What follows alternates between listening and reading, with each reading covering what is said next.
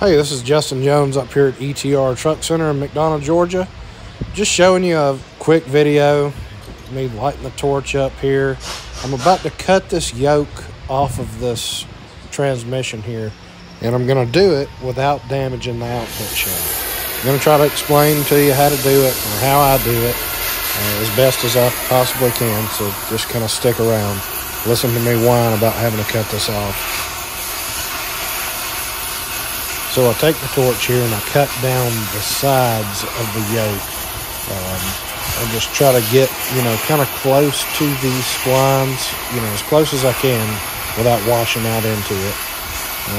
And then I'm going to turn right around and I'm going to make like a horizontal slice down around the tone reel.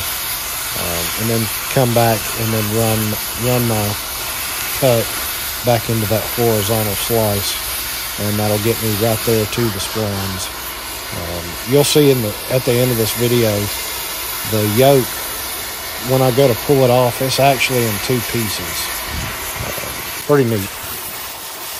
I'll explain it later in the video, but when you're cutting these things off like this, you want to absolutely make sure that you're starting from cold. A lot of times people will heat up that yoke, trying to remove it with a puller like I've got sticking off the top. Well, if you heat this thing up and then go to cut on it, you're going to cut into the splines. Your torch is going to wash out into the splines of the shaft. So you want to absolutely make sure that if you know it's stuck bad enough, you need to go ahead and just cut it off like this and do it this way.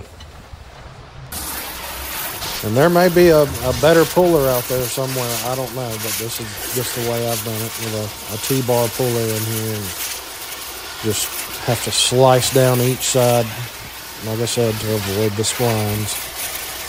It looks like a terrible mess right here, but you'll see when I pull this thing off, it's crazy. The yoke it's already broken half right now.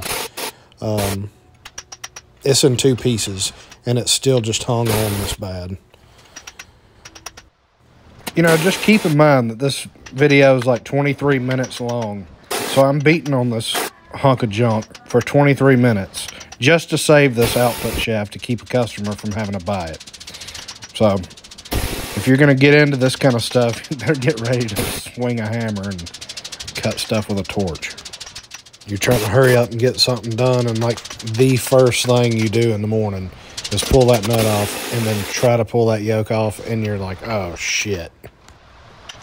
I hate to sound like a whiny ass about all this, but when the yoke does not come off and the T-bar puller won't pull it, it's like a horrible surprise. I know the customers appreciate it because they're not buying an output shaft or something. Now watch this thing as it pulls off right here. Like I said, I'm about to loosen the puller up right here, and watch it. It just falls. It's in half. Just falls in half. Wow. I'm glad it's all done at this point, but I wanted to horizontally slice that yoke off so bad. Just want y'all to know. Now, right after I give the old thumbs up right here, I'm going to show you what the output shaft looks like and the tone wheel of the speedometer looks like here.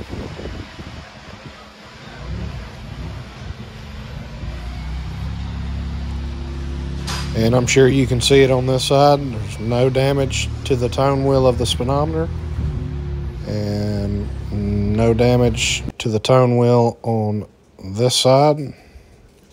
The splines look great. It's got a little bit of slag in there, but that can be cleaned up with a wire brush. But there we go. Like I said, just be absolutely sure when you start to cut these off with a torch that you haven't heated up the yoke and you're starting from cold. You want to avoid washing out into that output shaft. Thank y'all for watching. What a start to a Monday morning.